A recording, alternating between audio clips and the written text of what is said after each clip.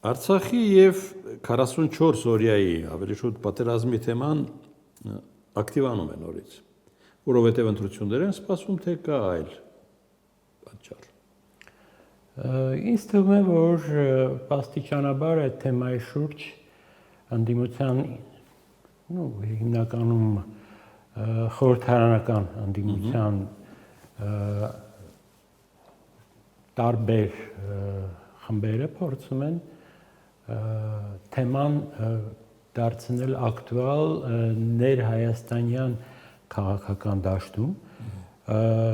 եւ այդ թեման նաեւ ըստ էության ուղղված է գործող իշխանությունների կողմից վարվող քաղաքականությանը չասեմ դեմ, բայց որպես հակադիր այլընտրանք եւ այդ առումով նաեւ օգտագործվելու է այն սոցիալական դժգոհությունը, որը ծագեց գործող իշխանությունների կողմից արցախցի մեր հայրենակիցների աջակցության ծրագրերը կրճատելու, փոփոխելու համատեքստում։ Այսինքն հիմքը սոցիալական է թե քաղաքական։ Դրանք համակցված են, այսինքն շարքային քաղաքացու համար սոցիալական խնդիրներն են շատ կարևոր, որտեղ օրվա խնդիրը, ապրելու խնդիրը, ապրուստի խնդիրը, երեխաների դաստիարակության եւ նրանց ապագան ապահովելու խնդիրը եւ այս խնդիրների հետ փոխկապակցված եւ քաղաքական խմբավորումներն են փորձում սոցիալական դժգոհությունները կապիտալիզացնել եւ դարձնել քաղաքական օրակարգի մաս։ Այսինքն կարող ենք փաստել, որ 90-ականների վերջից առ այսօր Արցախի թեման Հայաստանի ներքաղաքական օրակարգից դուրս չի եկել։ Թեկուզ եւ կան որոշակի կամ եղել են փորձեր այդ թեման փակելու, լրացնելու, բայց այդ թեմայի գոյությունը ունի կենսական արմատներ, որոնք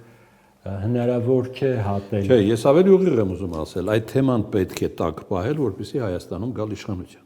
Այդ թեման տակ պահողներ կան, որոնք ցանկանում են նաև գալ իշխանության։ Բայց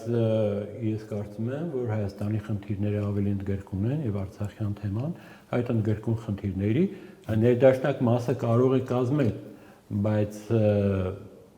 այդ թեման ներքին պարակտման եւ փոխադարձ հարվածների հիմք չպետք է տա։ Եթե դա օգտագործվում է այս նպատակով, ապա իհարկե դա մեծ հաշվով վտանգում է ներքին համերաշխությունը եւ սերում է առանց այդ էլ բորբոքված փոխադարձ ատելության մթնոլորտը, երբ բոլորը բոլորին ատում են, ոչ մեկի չի վստահում, այսինքն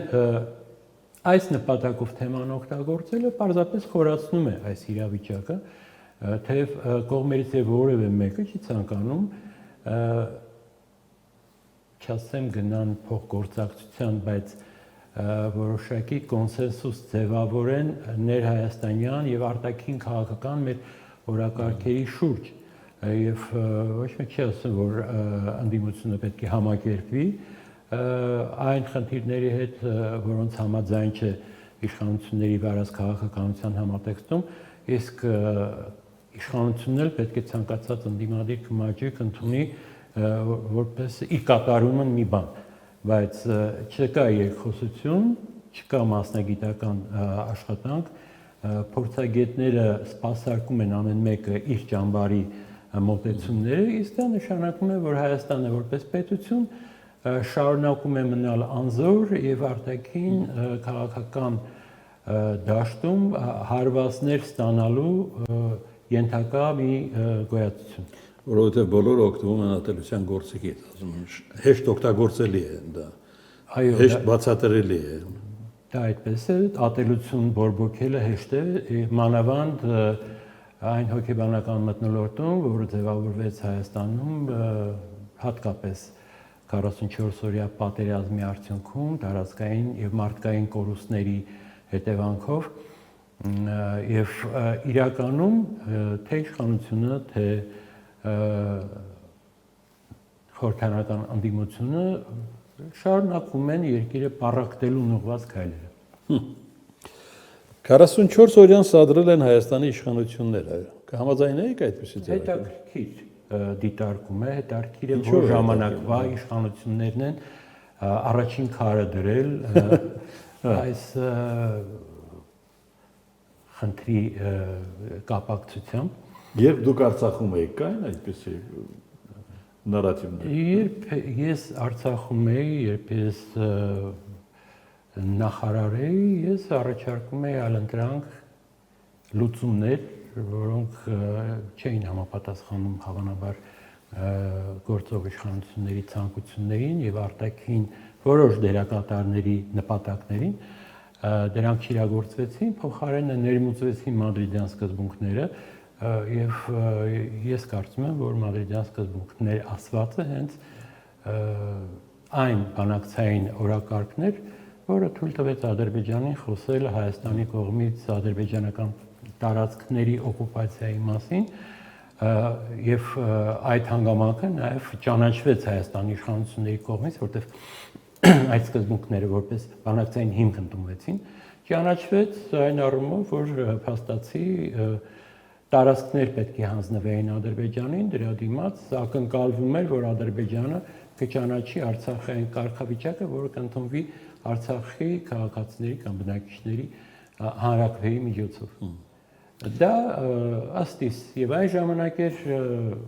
անիրագործելի եւ ժամանակ ձգելու միջոց էր մի կողմից, մյուս կողմից Ադրբեջանին հնարավորություն տվեց խնդիրը տեղափոխել տարածքային պահանջների եւ տարածքի օկուպացիայի ոլորտ, հող նախապատրաստելով Արցախի հանդեպ ագրեսիվ գործողություններին եւ ռազմական միջոցներով իր օգտին խնդիրը լուծելու համար դուր բացեց։ Այդ էր պատճառը նաեւ, որ ես մադրիդյան սկզբունքներն ընդունելուց երկու շաբաթ առաջ հրաժարական տվեցի հասկանալով, թե ուր է տանում այս ամենը։ Այսինքն քայլեր են ձեռնարկվել, որոնք յուրաքանչյուրը իր տեղին հասունացրել են իրավիճակը, թույլ են տվել, որ Ադրբեջանը ժամանակ շահի մի կողմից զինվելու համար, մյուս կողմից նաև իր քաղաքական իրավական նարատիվները միջազգային հանրությանը հասցնելու հնարավորություն տրվեց։ Այսինքն այդ առումով գործընթաց սկսվեց, որի ավարտական մեխը մեխեց Փաշինյանի իշխանությունը եւ կարծում եմ յուրաքանչյուրը իր տեղում եւ արածի եւ չարածի համար պետք է պատասխանատվություն զգա եւ մյուսը նաեւ պատասխանատվություն կրի, բայց դա այսօրվա խնդիր չէ։